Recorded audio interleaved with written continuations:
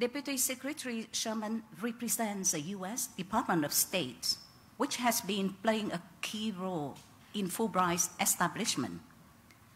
With the support of DOS, we founded the Fulbright Economic Teaching Program in 1994, which in 2016 transitions to Fulbright University Vietnam under the name of Fulbright School of Public Policies and Management, and it becomes our first academic unit. Fulbright since then continues growing bigger. In 2020, we established YC Leave Academy at Fulbright University Vietnam. And Ms. Sherman, I'd like to thank you again for being YC Leave Academy's very first keynote speaker on its inaugural seminar on energy economics and policy. Deputy Secretary Sherman, 2 hardest years of social distancing have passed, and we are delighted to finally welcome you in person to our campus. Today, among the audience, we have here many guests whose life will change thanks to you and the State Department. We have here representatives of more than 500 undergrad students, more than 160 Masters in Public Policy students, more than 175 YC Leave Academy's fellows, and more than 1,500 alumni of the Fulbright School of Public Policies and Management, and of more than 500 alumni of the Fulbright Fulbright program in Vietnam, administered and coordinated by the Public Affairs section of the U.S. Embassy in Hanoi, and many more other groups I cannot name all here.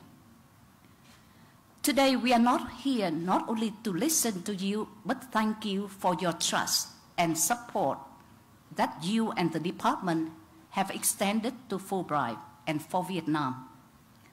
After 27 years since the normalization of the relationship between our two countries, tremendous progress has been made, especially in the field of education and people-to-people ties. We will not stop there because there is still too much we can do together to deepen our ties and strengthen our impact. For that, I would like to thank everybody here and online for being an integral part of our journey to reimagine higher education in Vietnam, for students, for Vietnam, and for the future. On this path towards our shared vision, we are incredibly fortunate to have you walking alongside with us. And finally, I would like to introduce to you our main event of the day, that part that many of you in the audience travel this far to attend. Today, the U.S. Deputy Secretary of State, Ms. Wendy Sherman, will share with us some remarks on the Indo-Pacific strategy of the U.S. government. Ms. Wendy Sherman is the U.S. #2 diplomat, is the first female Deputy Secretary of State. Prior to assuming this position, Ms. Sherman was a professor of the practice of public leadership and director of the Center for Public Leadership at the Harvard Kennedy School. She was also a senior fellow at the school's Belfer Center for Science and International Affairs and a senior counselor at Albright Stonebridge Group. From 2011 to 2015, Deputy Secretary Sherman served as the Undersecretary of State for Political Affairs, where she traveled to 54 countries and led the U.S. negotiation team that reached an agreement on a joint comprehensive plan of action between the P5+1, the European Union, and Iran, for which, among other diplomatic accomplishments, she was awarded the National Security Medal by President Barack Obama. She previously served at the State Department as Counselor under Secretary Madeleine Albright, as Special Advisor to President Clinton and Policies Coordinator on North Korea, and Assistant Secretary for Legislative Affairs under Secretary Warren Christopher. She also previously served on President's Intelligence Advisory Board, was chair of the Board of Directors of Oxfam America, and served on the U.S. Department of Defense, Defense Policy Board, and Congressional Commission on Prevention of Weapons of Mass Destruction, Proliferation, and Terrorism. Please join me to welcome to the stage the U.S. Deputy Secretary of State, Ms. Wendy Sherman.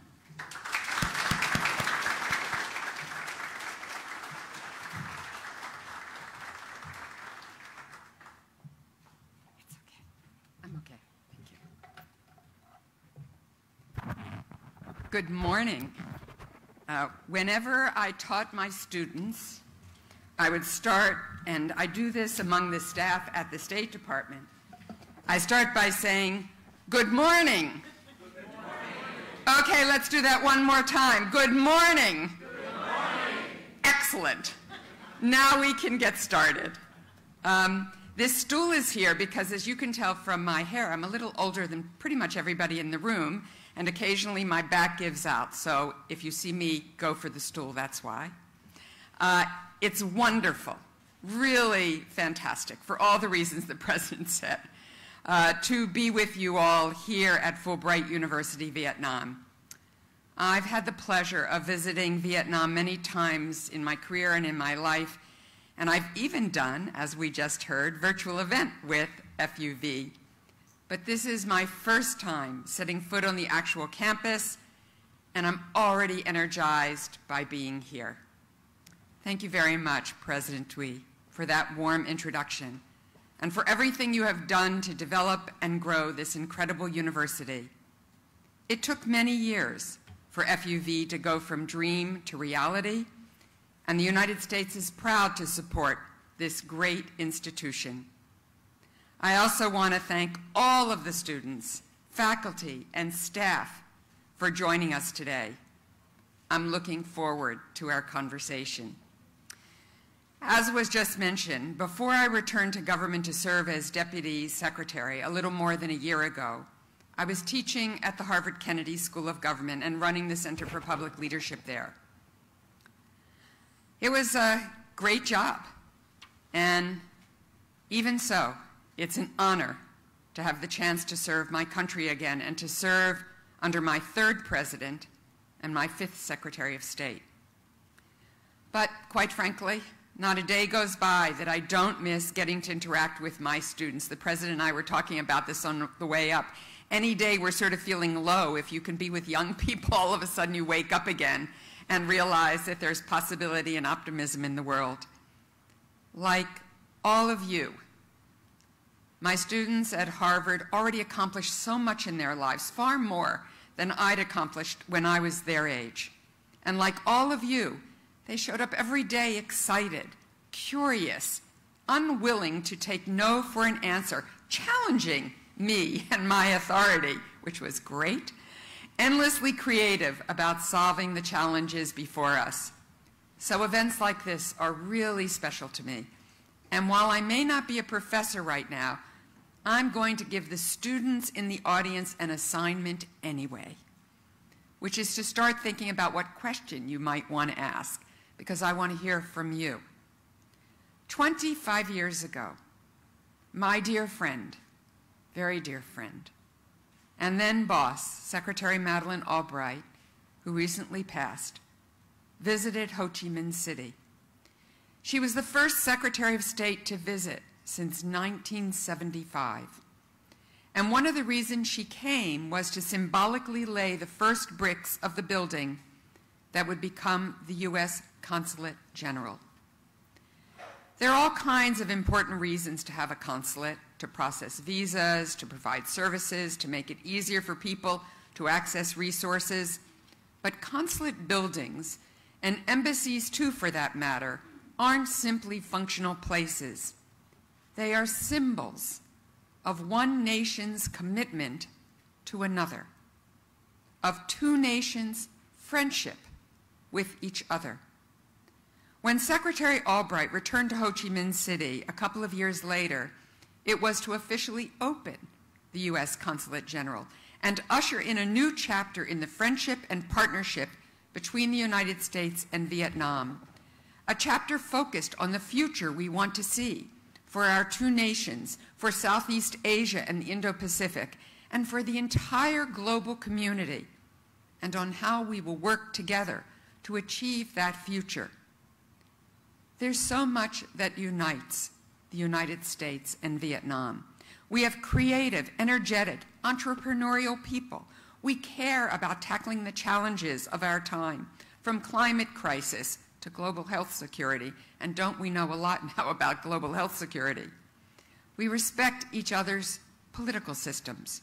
We both want a strong, prosperous, and independent Vietnam, as well as a free, open, healthy, and resilient and interconnected Indo-Pacific region. We both believe in the importance of respecting international law and international principles like sovereignty and territorial integrity.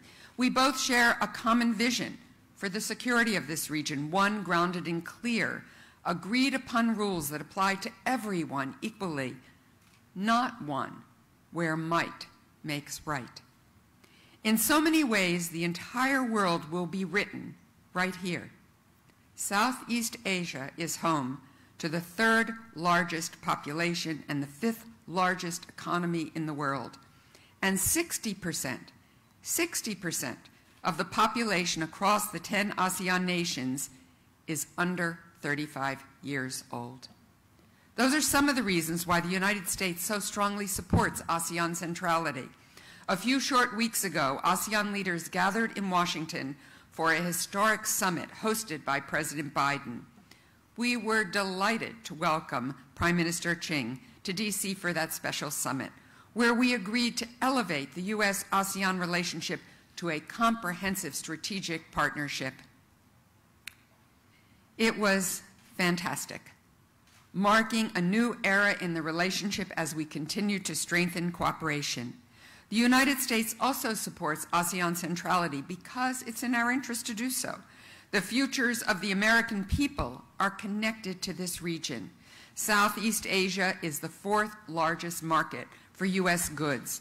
American companies have built supply chains with components based in this region, from textiles to plastics to electronics. Fully 1/3 of global trade passes through the South China Sea. So what happens here matters for the health of the American economy, for the state of American jobs, and for the well-being of the American people. Last fall, the United States released our Indo-Pacific strategy. Like any good foreign policy document, which I'm sure you're learning here, it has several pillars. First, building a free and open Indo-Pacific, which includes ensuring the nations of the region agree upon transparent rules of the road and that those rules are applied fairly. Second, forging interconnectivity and collective capacity, which means strengthening alliances, organizations, and partnerships across the region, like ASEAN and the Mekong-US Partnership, because we know we can achieve more working together. Third, driving Indo-Pacific prosperity, which is all about helping nations deliver better results and higher standards of living for people. Fourth, bolstering Indo-Pacific security, including by enhancing our own ability and that of our allies and partners to defend against aggression. And fifth and finally, building regional resilience, because we are only as strong as our ability to respond to shared challenges like the climate crisis. I wanted to give this brief overview because there is a remarkable convergence between the United States Indo-Pacific strategy and ASEAN's own outlook on the Indo-Pacific. Both documents prioritize achieving peace and prosperity. Both highlight the importance of rules-based international order to underpin and enable that peace and prosperity. Both discuss the importance of cooperation on maritime issues, on development, on trade and economic growth, on climate change. Both underscore the importance of sovereignty, of equality, and of mutual respect. That's not because the United States influenced ASEAN's deliberations or because we wrote our strategy to comport with what ASEAN had already decided. It's because we really do share a set of common goals, principles, and priorities with our friends and partners in Southeast Asia. And that gives us a strong foundation for tackling the challenges we face and building the future we want to see. I want to speak about two of the challenges that were always foremost in the minds of my students at the Kennedy School, in which I suspect are priorities for many of you as well.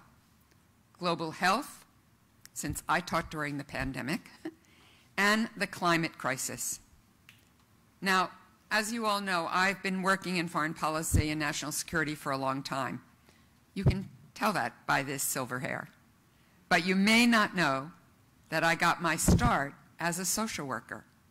That's what I studied in school.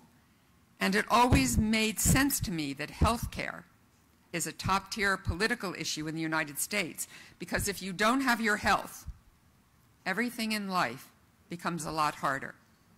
But health hasn't always been at the top of the foreign policy agenda.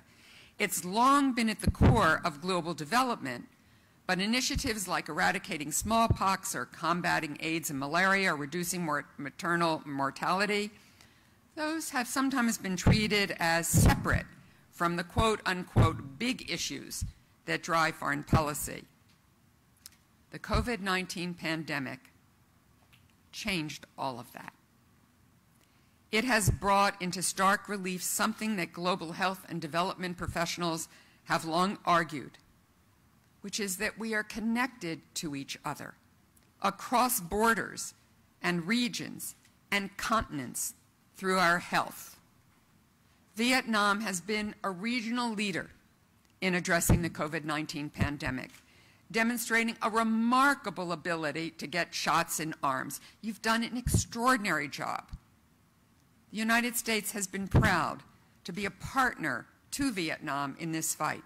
We are the leading vaccine donor to Vietnam, having provided nearly 40 million safe and effective vaccines in partnership with COVAX. And we remain deeply grateful for Vietnam's generous donations of masks and personal protective equipment to the American people in the earliest days of the pandemic. The COVID pandemic has helped elevate health at long last in foreign policy.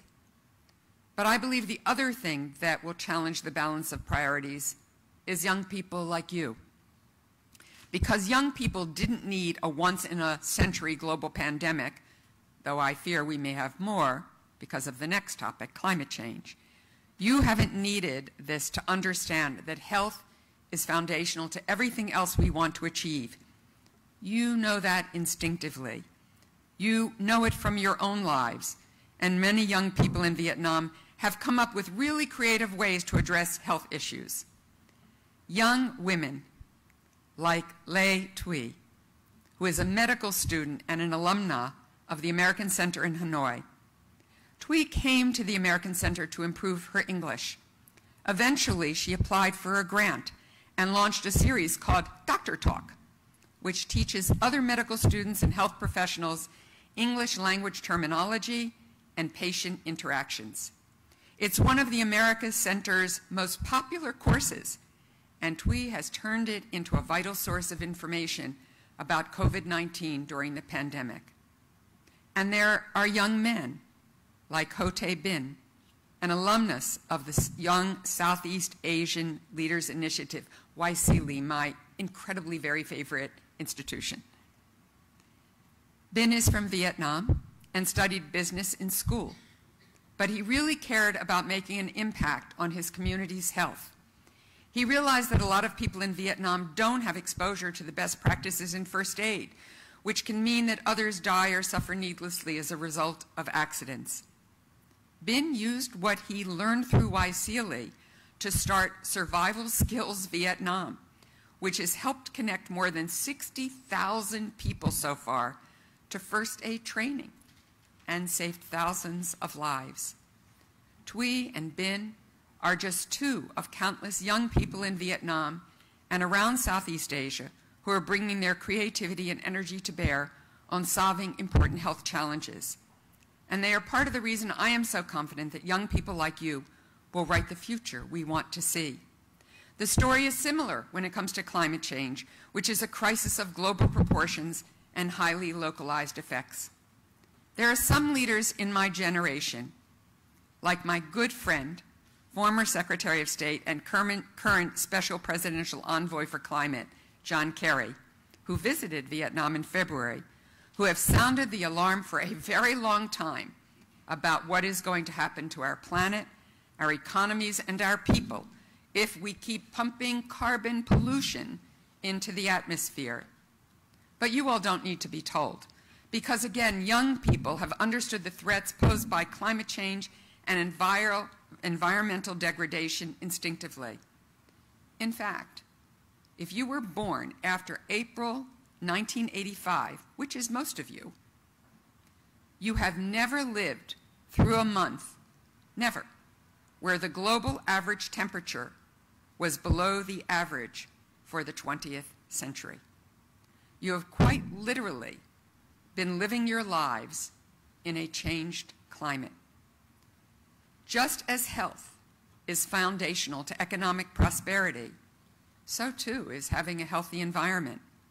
The Biden-Harris administration has put tackling the climate crisis front and center, and we are working to support our partners and friends like Vietnam in accelerating the transition to clean, polluting energy systems.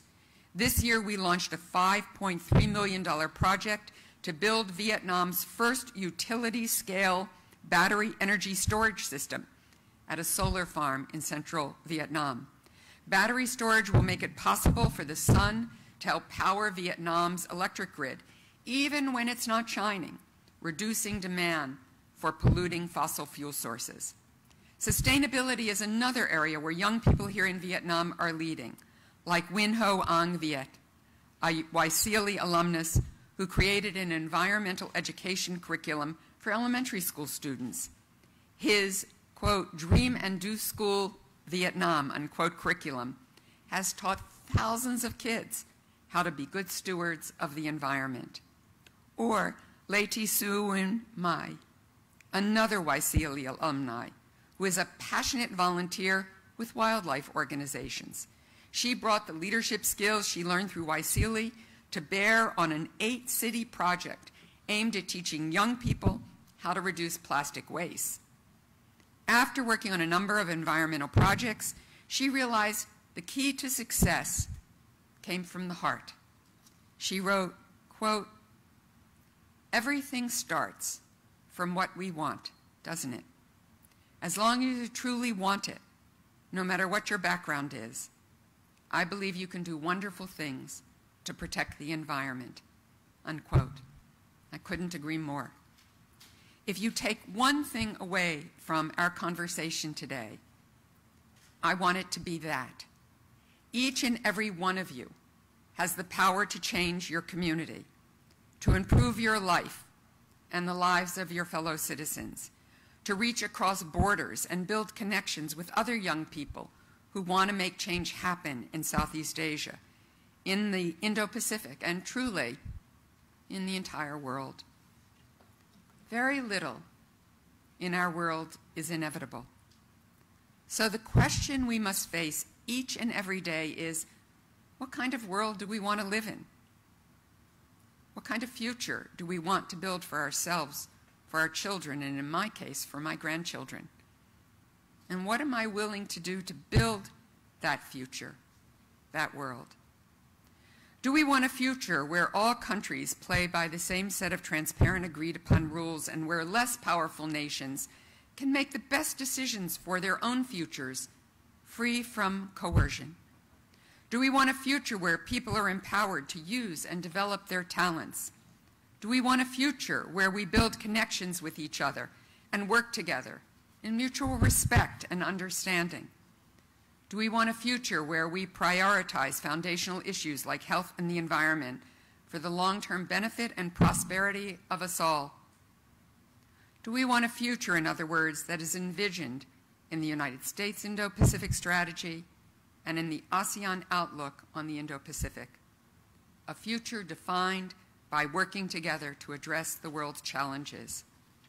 I certainly do, and I suspect you do as well. And I know each and every one of you will bring your skills, your drive, your vision, and your passion to the table now to build a better future for Vietnam, for Southeast Asia, for the Indo-Pacific, and for the world as a whole. I'm very grateful to you for having me here this morning, and I very much look forward to your questions, your comments, and our conversation. Thank you so much.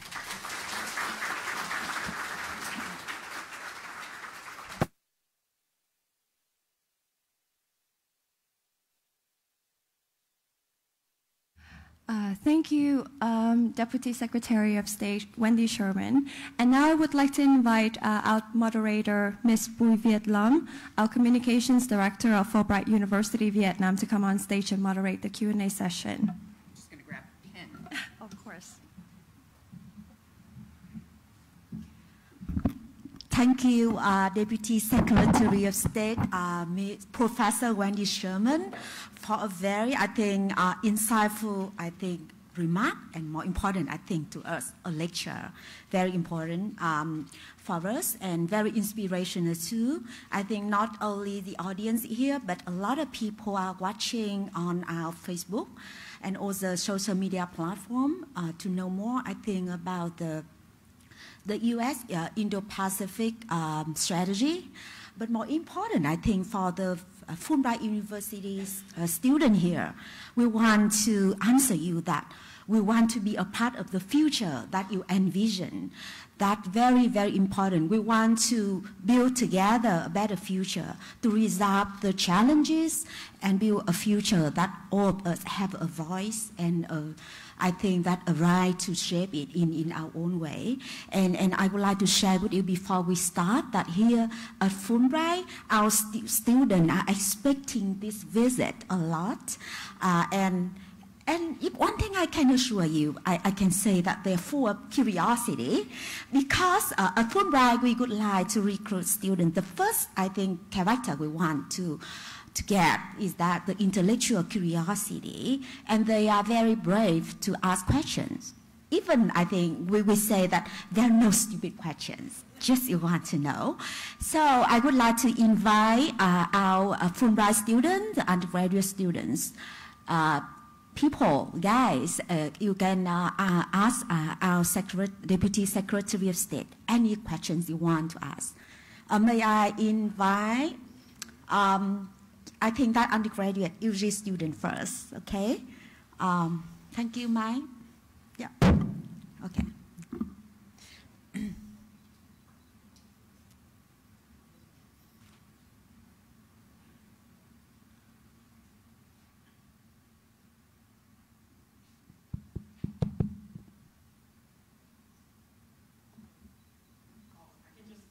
Yeah, it's loud now, I think. Deputy Secretary, or I call you Professor? Hi, okay. Now my voice loud. May I call you Professor Sherman, because I love you to be my teachers. My name is Dũng. I'm a co-design founding student here at Fulbright. And I think first remark is that me and I speaking for the entire student body, we are very grateful for the U.S. support and your support for our university.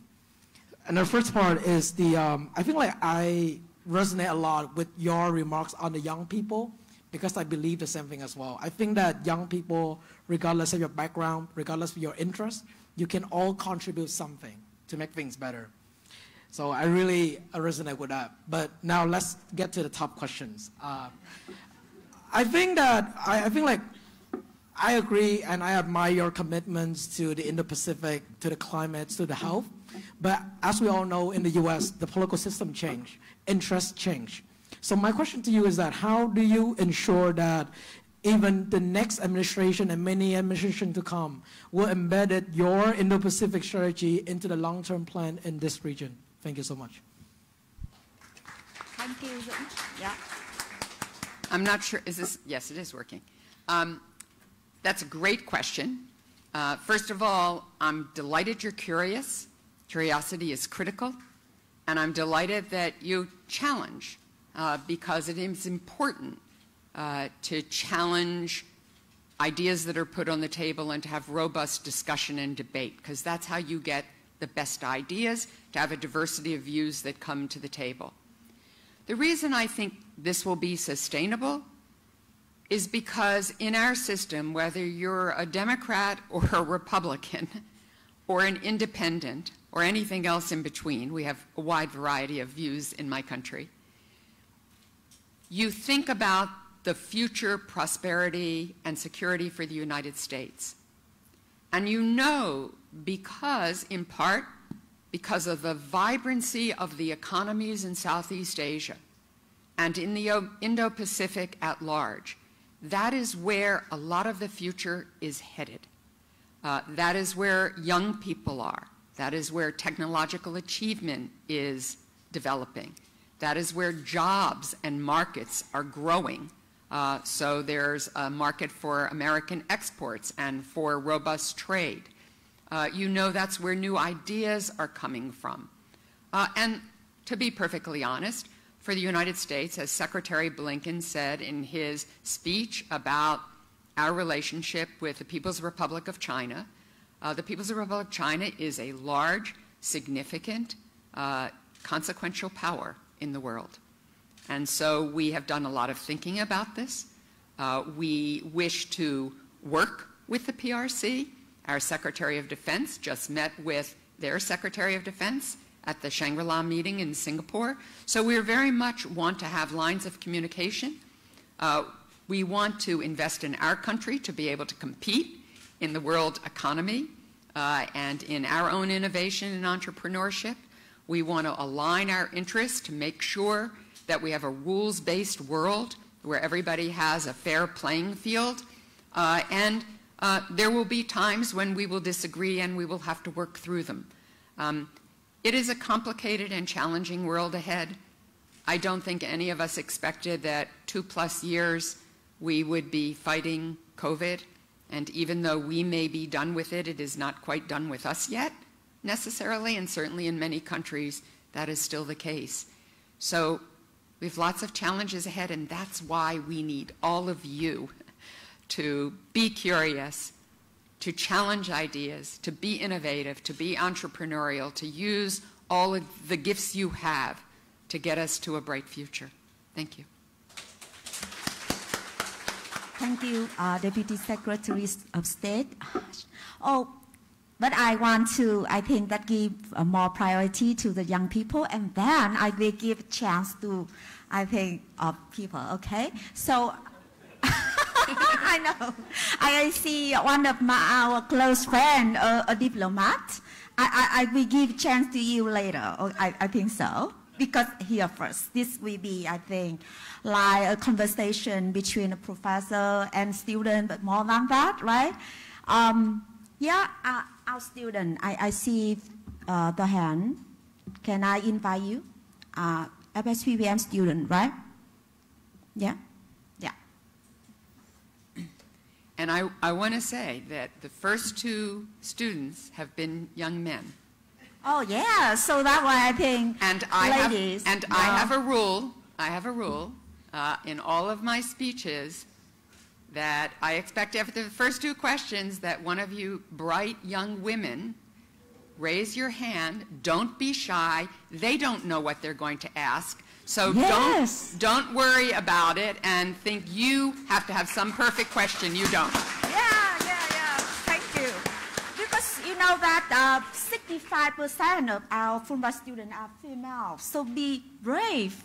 Yeah, raise your hand. But Go ahead. The guy first. Good morning, Deputy Secretary. My name is Long, and I'm currently a master's student at Fulbright University. Deputy Secretary, at the start of the 20th century, John Milton Hay, then U.S. Secretary of State, once said, if the Mediterranean is the ocean of the past, then the Atlantic, the ocean of the present, and the Pacific, the ocean of the future. Well, over a century later, with the Indo-Pacific strategies gaining momentum, And this epitomizes the fact that the Pacific continues to be central to the security and prosperity of the American people. And that brings me to my first question.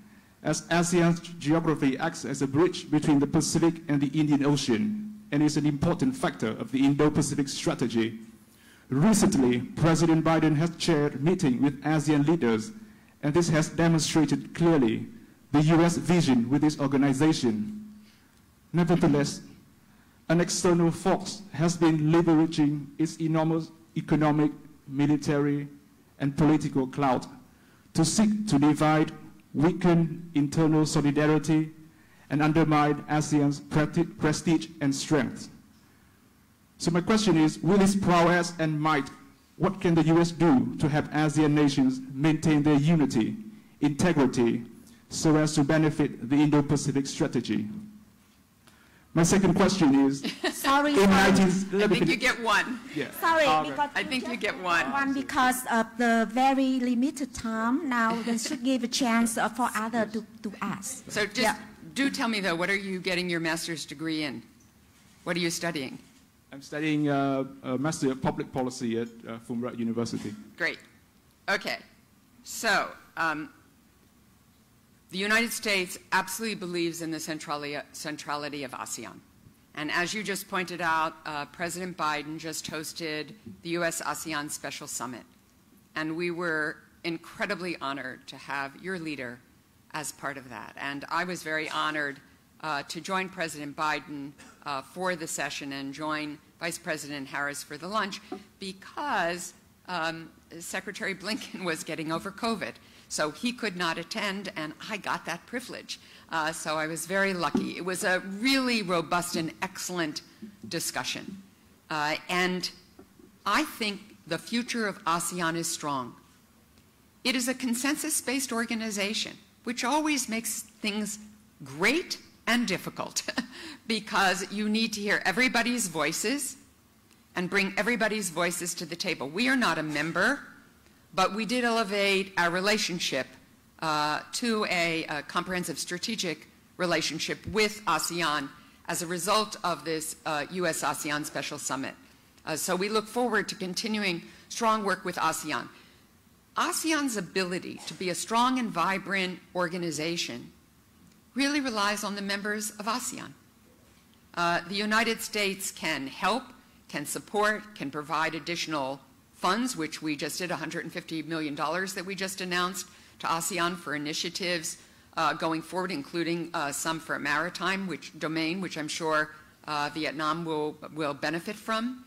But each ASEAN member has to decide on its future and how it wants to proceed forward. We want to support ASEAN in every way we can to build that strong, vibrant future so that the Indo-Pacific can be free, independent, open, interconnected, and prosperous. Thank you. Thank you, Professor Sherman. Looking for one of those young women. Can we look forward a question from a young female? Come on. Come on, yeah. Our ladies, you are very pioneering, I think, in doing projects, in leading. So just raise the voice. Anything. Yeah. Oh my goodness. We're going to have a second session, yes, just with the women. Yes, yes. It's okay if you say the question in Vietnamese. Yeah. Yeah, don't worry. Okay, so maybe... All right. Okay. I will give you a pass, but keep thinking while we take another question from one of the gentlemen. Can I ask you a question Sure. as a female? Sure. Good save. Okay. But I'm going to give more time for our ladies, I have to say. Yeah. Our girl now a little bit shy. So my question is that you mentioned about the people-to-people ties. And as we all know that how important the initiative like Fulbright University and its predecessor, the Fulbright Economic Teaching Program, help to, I think, to build a relationship between the U.S. and Vietnam and the region. And as you said that the United States can support the countries here, but it's our, I think, it's our own destiny. We have to do it with our own way. So I want to know more about how you envision the role of such institution like Fulbright University can play, I think, in this Indo-Pacific strategy in particular, and also in the future. Great question, and I think nothing is more important than people-to-people ties. Yeah. That is how we come to understand each other. That is how we come to share ideas with each other and encourage each other and even compete with each other to get to that innovation and to that change and to the solutions to tough problems. So I think Fulbright University Vietnam is critical, not only in the development of students here, but in the conversations that you can have with students not only in the United States, but everywhere around the world. I think it's why I love YSEALI. There are now 30,000 YSEALI members. And these are not passive participants. These are young people who are vibrant and doing things. I just came from Laos and met with YSEALI members there. I was in the Philippines and met with YSEALI members there. And here, YSEALI members. These are all people-to-people exchanges and networks that help people move ahead. It is those networking opportunities that also give you the support system and the courage to perhaps try projects that you might not otherwise have tried.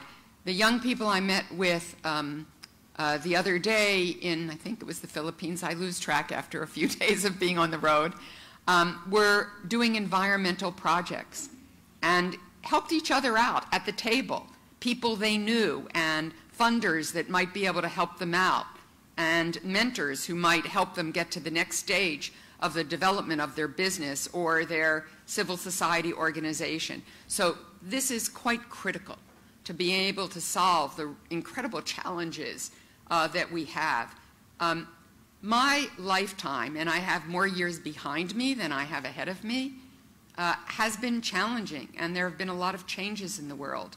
But quite frankly, it's nothing compared to what you all are going to face. I hate to tell you that, but AI, quantum computing, climate, development, biotech, all of these things are going to change the world in fundamental ways that I cannot even imagine. And so universities like this are the petri dishes for thinking of ideas and thinking about what that future might be and imagining what that future might be and beginning to think about how to embrace it, build it, and ensure your own prosperity and future. So I'm thrilled to be here. Thank you so much, Professor Sherman. So now I give the floor to our audience. Questions? Okay. So our student very patient to raise his hand. Please. Dear Professor, my name is Kwa. I'm currently the Public Policy Analysis student, class of 23. So understanding that we have talked about the climate, about the young people, or the economy, so I want to talk about the political aspect of the Indo-Pacific strategy. So we understand that Vietnam has been a country that not yet following any side, taken side, as you have seen in the voting for the Ukraine matters. So how can you, as through the strategy that the U.S. can influence or perhaps guide it into the best practices? Because you understand that in the sphere of Indo-Pacific strategy, on the up north, we have the Belt and Road Initiative by China. And we also understand that Vietnamese cannot, throughout the history, they don't have any, follow any standard institution. They are an improvised country. So how can, through this strategy, that we can, as the U.S. can influence and improve the economy, also the political consensus and consciousness of the Vietnamese citizens? So thank you. Thank you. You know, I am old enough to have lived through the Vietnam War. And the changes that I have seen in this country and in its relationship with the United States are truly profound and extraordinary. And I think it speaks to the vision of both of our countries. I think it speaks to the respect we have for each other's systems. We don't wish to change the system of Vietnam. We have created a vibrant, growing relationship. We don't agree on everything. We each have histories. Vietnam has a history. It has a relationship with Russia. It has a relationship with China. It has a relationship with other countries in the region and a relationship with the United States. And we understand that. Where Russia-Ukraine is concerned, I think it's very important to understand that we engaged in very intense diplomacy with Russia. I personally had bilateral meetings with Russia to say, we understand you have legitimate security concerns. We can't do this. We can't tell countries who got into NATO that they can't be in it anymore. But we can do the following things, and that we had a whole menu of things we could do to help deal with the security concerns that President Putin had. He did not want to pursue diplomacy. He decided in a premeditated way, unprovoked by Ukraine, to begin, in our view, an unjust invasion of another country. For any country to unilaterally decide to take another country by force undermines not only the rules-based order, but international norms that we all agree to and have helped to build countries around the world, including the United States and Vietnam. And so we believe that, yes, diplomacy should solve this problem. We agree with Vietnam that getting to peace is critical, and diplomacy is going to be the only way to get to peace. But we are also clear there is only one aggressor here, and that is President Putin, and one victim, Ukraine. And so they are not equivalents. They are not the same. President Putin started this war. He could end it today. So we understand the context here, and we understand history. And at the end of the day, Vietnam will make its own sovereign decisions. And we respect those, but we will talk about it, we will give our views about it, we will share all of the diplomacy that went into trying to find a peaceful solution, one that President Putin a road he would not take. So we will share all of that, and then Vietnam will make its choices, and we hope for the sake of the world that he stops tomorrow, today, because even though Ukraine seems a very far away place from Vietnam and from the Indo-Pacific, it is having a profound effect on the world's economy. We were just coming out of the pandemic. We were just building every country economic recovery from the pandemic. Then, much of the world's wheat and grain comes from either Ukraine or Russia. Most of the world's fertilizer from that part of the world. Supply chains have been disrupted because of President Putin's decision. So now we have higher inflation. We have gas prices that have gone up. We have food insecurity, and many millions more people will have hunger and malnutrition as a result of this. So it has an impact worldwide. So yes, I hope, just as Vietnam does, that we end this through diplomacy, but it has to start with President Putin stopping the invasion. Thank you. Thank you. What a pity that we have just have a time, I think, for 2 short questions. Okay, so we have a young woman. Yes.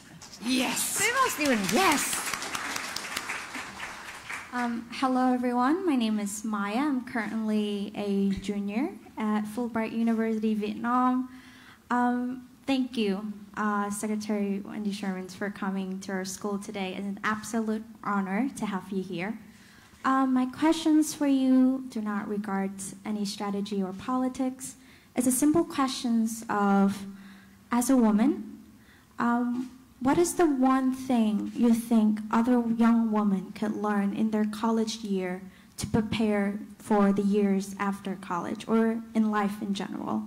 I'm curious to know, what is it that has helped you all your way until now? Thank you. Sure.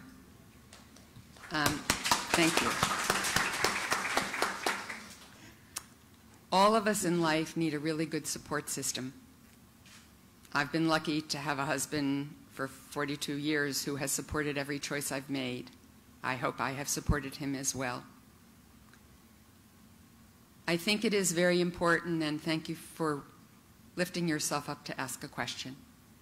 It's important for each of us to have confidence in ourselves that we can be our best self at whatever we choose to do in life, whether it's to be a mom or a dad, or to be President of the United States, or the leader of your country, or something else entirely.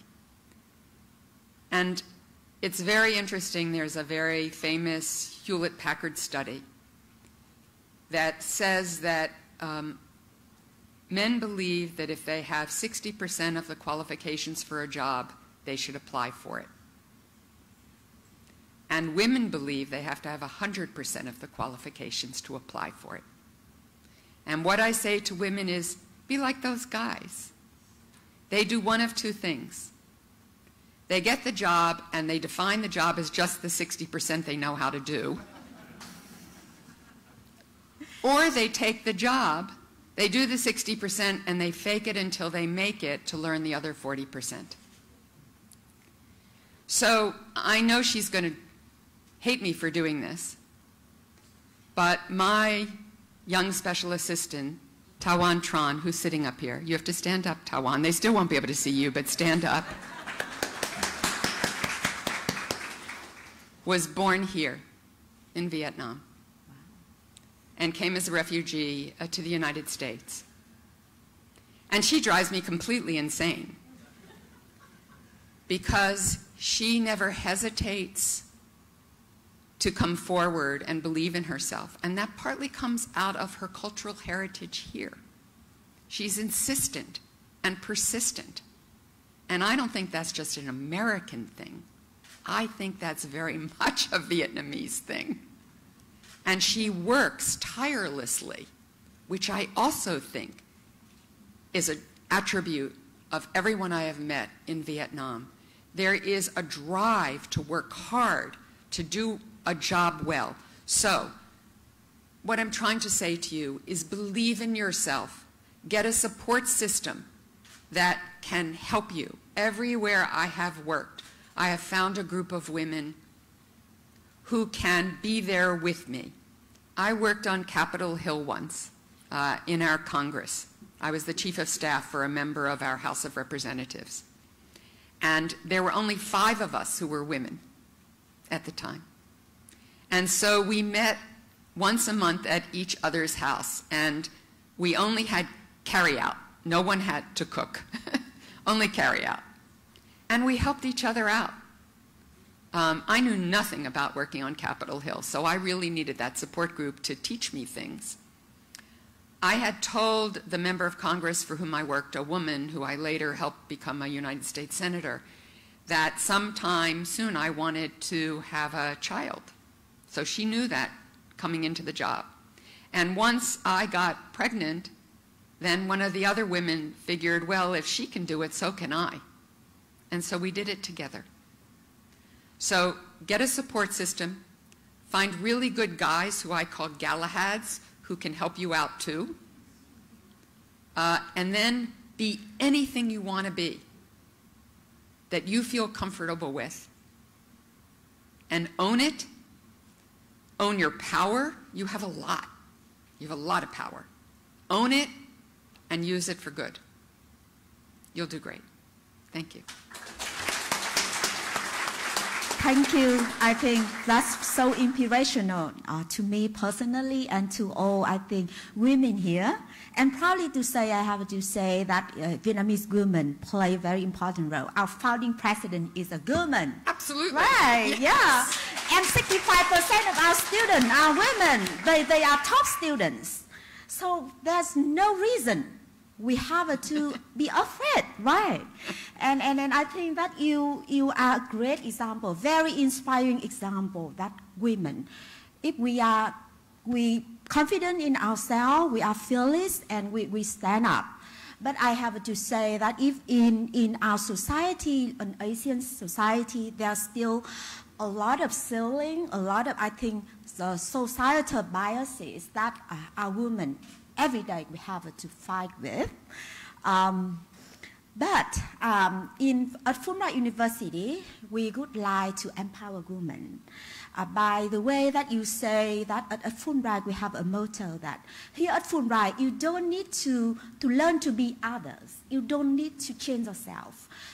You learn to develop the best version of yourself.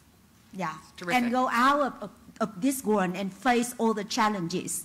And I hope that in the future, very near-term future, we can welcome you back to the campus and meet with our, I think, students, and particularly our female students, and see how they develop and they try, I think, in their career and also to play very important role in the community. You're clearly a role model as well. Thank you so much. So I think that with this, I would like to end our conversation today. But on behalf of Fulbright University Vietnam, I would like to express my sincere and my very, I think, thank to Deputy Secretary of State Sherman. But I would like to call you as a professor. And as a Fulbrighter, I would like to show I'm very grateful for what you have done for Vietnam. Thank you so much. And thank you, audience, to spend this weekend morning with us and to join us to welcome our very special guest, and hope that we can welcome Ms. Sherman come back to Fulbright campus next year. Thank you.